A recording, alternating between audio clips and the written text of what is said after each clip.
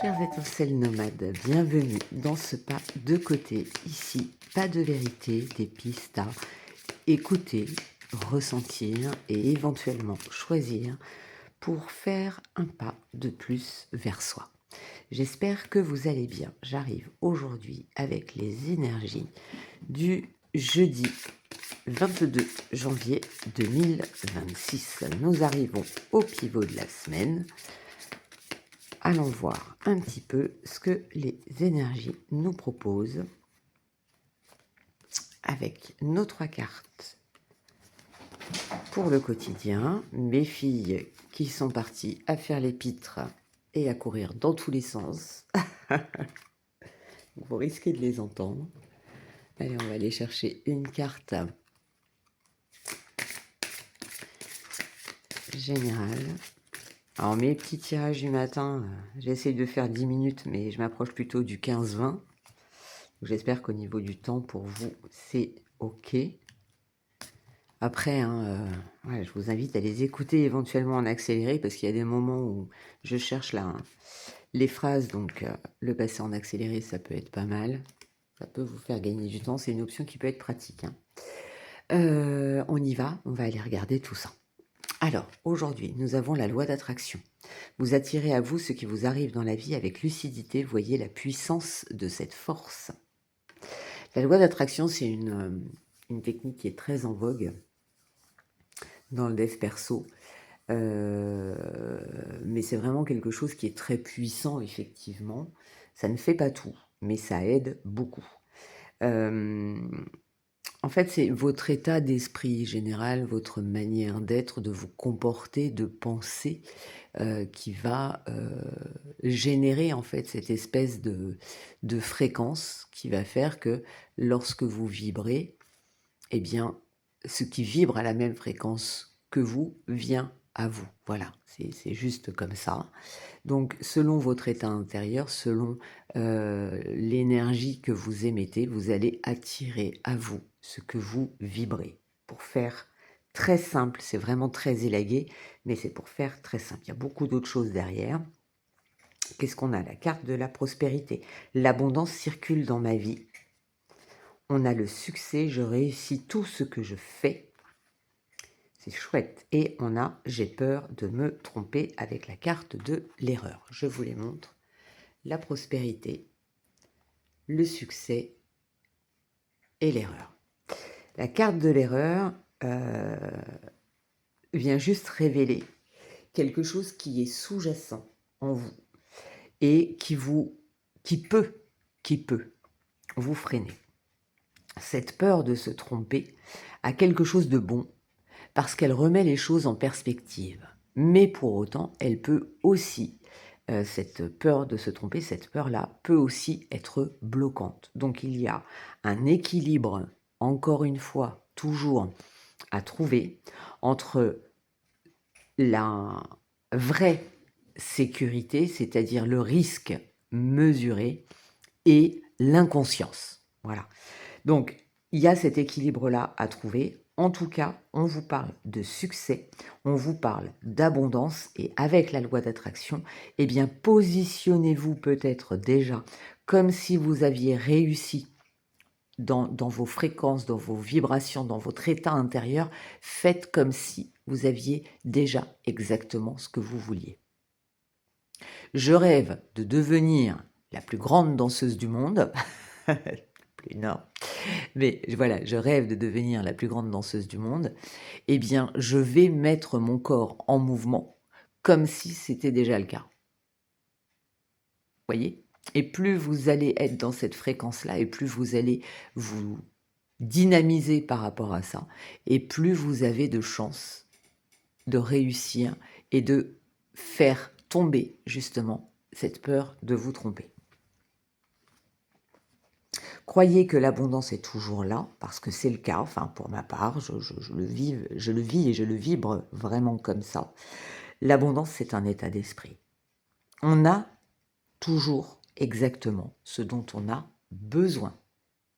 L'abondance est toujours là, toujours. Allez, on continue avec les cartes pour les 3 choix.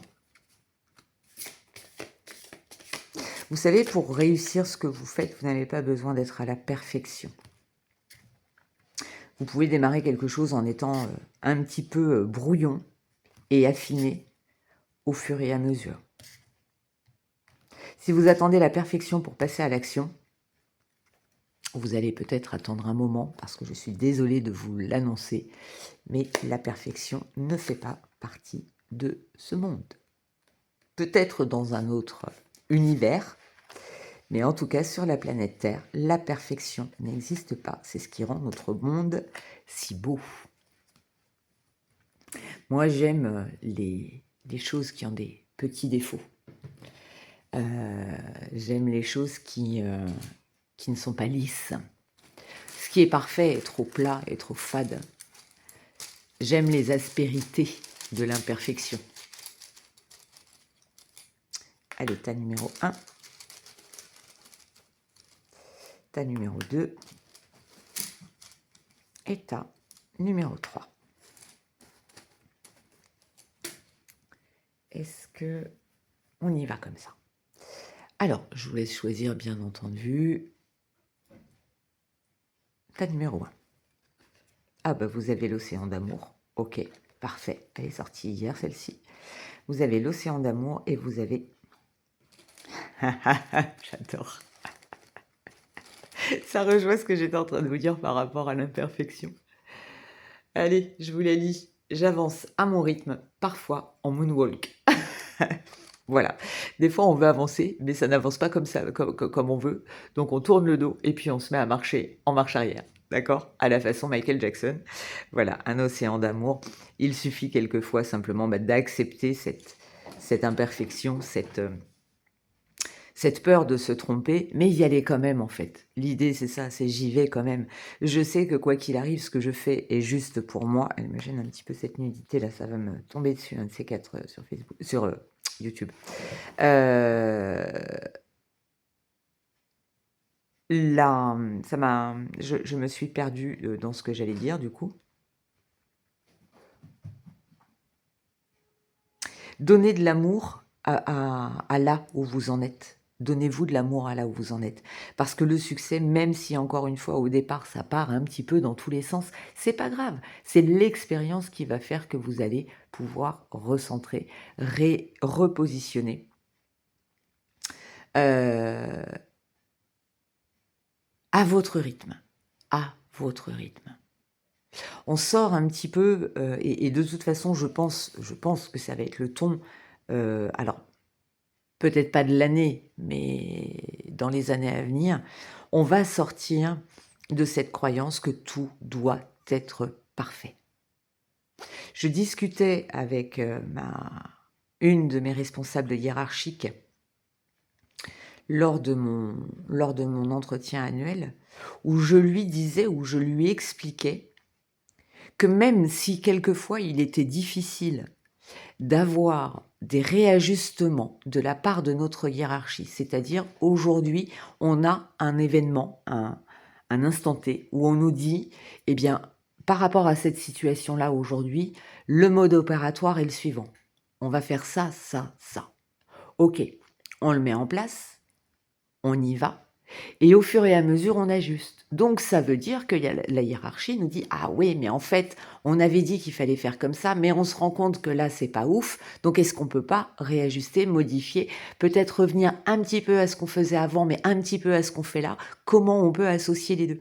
Mais en fait, c'est ça. Et moi, je lui expliquais que oui, certes, c'est délicat, difficile même certaines fois, de changer la manière de faire, de réadapter, d'expérimenter, parce qu'effectivement, on est sur quelque chose que l'on ne connaît pas et que l'on ne maîtrise pas. Mais ça, il faut pouvoir l'accepter pour pouvoir l'appliquer, pour pouvoir obtenir des résultats souhaités. Et quelquefois, eh bien, on fait ces quelques pas en avant et finalement on se dit « Ah ouais, mais ça coince ». Eh bien, c'est pas grave, on part en moonwalk, on revient en arrière, mais c'est avancer quand même parce que c'est se repositionner. Voilà l'idée pour vous. Tas numéro 2. Oh, les pétales de rose. Et elles ressortent beaucoup. Hein. ces cartes-là. Et nous avons, ah ben oui, tu as plus de force que tu ne le penses. Les pétales de rose, c'est c'est un petit peu ce que je viens d'expliquer, c'est cette possibilité d'expérimenter quelque chose de nouveau, de mettre de la légèreté, de mettre de la fluidité. J'ai souvent cette notion de slow life dans les pétales de rose, c'est-à-dire être à l'écoute de vos envies, de vos besoins à l'instant T, quand c'est possible, bien entendu. Moi, hier midi, je serais bien restée chez moi sous ma couette. Et non, je ne pouvais pas. Et pourtant, si j'avais pu, c'est exactement ce que j'aurais fait. C'est pas grave, je l'ai fait hier soir, vous voyez. Mais les pétales de rose me donnent cette douceur, ce côté très, très fluide, très léger autour de vous. Et là, on vous dit que même si vous avez... Ah, c'est intéressant ça, merci. Même si vous avez de la sensibilité, même si vous êtes un petit peu la tête dans les étoiles ou le cœur papillon, c'est marrant ce qu'on me montre, mais ça ne veut pas dire que vous êtes faible. Au contraire, tu as plus de force que tu ne le penses. Donc, n'aie pas peur de te tromper. Vas-y, et si tu te trompes, ben, c'est pas grave. C'est vraiment pas grave. Ce sera au moins expérimenté. Tu auras au moins eu le mérite de tester et de réajuster derrière. Ça, c'est une force. C'est une vraie force. Et pour le tas numéro 3, la confiance en soi. Et c'est marrant, hein, on est vraiment la confiance en soi avec... Et j'adore mes bâtonnets, j'adore la résonance qu'ils ont. Tu as le droit d'avoir peur et de le faire quand même. Voilà, la confiance en soi. Teste, explore, expérimente, essaye, fais-le discrètement peut-être au départ. Tu n'as pas besoin, lorsque tu commences quelque chose, d'en faire part au monde entier. Non, tu peux le faire pour toi, au départ. Tu peux venir en toi et puis te dire, ben voilà, j'essaye, je dis rien à personne, je teste, ah, ça marche, ok, j'ouvre un petit peu plus, je vais en parler à 1, 2, 3 personnes, tiens, moi j'ai essayé ça, ça a l'air de fonctionner, tiens, j'ai bien envie d'essayer de faire ça, vous voyez, mais c'est progressif. Et tu as le droit d'avoir peur, mais de le faire quand même si tu te fais suffisamment confiance. De toute façon, tu as la carte du succès. Je réussis tout ce que je fais. Et même si le résultat n'est pas celui escompté, parce que quelquefois la vie, l'univers nous emmène vers des chemins détournés, eh bien ces chemins détournés, s'ils ne sont pas ceux à quoi tu t'attendais, sont OK, parce qu'ils t'appartiennent. Et parce que grâce à eux, tu vas vers l'abondance et la prospérité, à ta manière. Même si c'est en moonwalk pour le tas numéro 1. Ok, mais c'est valable pour tout le monde. J'aime beaucoup, beaucoup, beaucoup. Je sais plus ce qu'on avait. Jeudi, on avait quoi? Je sais que le vendredi, on avait le voyage. Mercredi, mercredi, on avait la force. Mardi, on avait connaissance, mais on avait quoi entre les deux? J'essaye de revisualiser. Bon. C'est marrant, hein, j'ai toujours ce décalage. On avait quoi? Le choix. Mais oui, mais carrément. On avait la carte du choix. La carte du choix avec les 2 flèches là. Et le foyer en dessous. Donc c'est vraiment ça en fait là. Qu'est-ce qui vous fait peur? Qui vous empêche de vous connecter à la loi d'attraction, au succès et à la prospérité? Vous voyez, on revient à cette notion de force qui vient alimenter en fait la journée. La force qu'on nous a donnée hier, aujourd'hui, elle va nous permettre de réfléchir à ce choix ou de faire ce choix pour soi, pour son chez-soi, pour son intériorité, pour son quotidien, j'entends. En tout cas, oui, il y a cette énergie. Ah, c'est chouette, on a vraiment cette énergie-là. Alors, quels conseils supplémentaires, quelles pistes pour aider à dépasser les éventuels blocages avec les énergies de cette journée. C'est marrant. Pardon.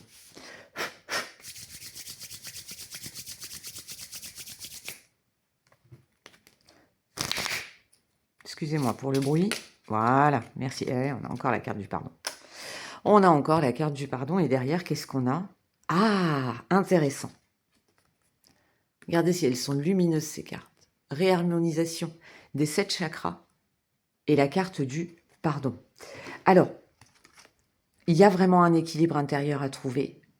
La carte du pardon, encore et toujours, le pardon, c'est pour soi, c'est pour les autres, c'est pour une situation. C'est, vous voyez, là où ça peut faire écho ou pas, parce que là, j'ai vraiment les deux cartes. Mais la réharmonisation des 7 chakras, c'est vraiment ce que cette journée va nous inviter à faire. Ben oui, parce qu'à partir du moment où on est parfaitement aligné, réharmonisé, alors celles qui me connaissent et qui ont fait les méditations avec moi, lorsque je faisais les méditations groupées, vous savez le faire. Vous savez le faire.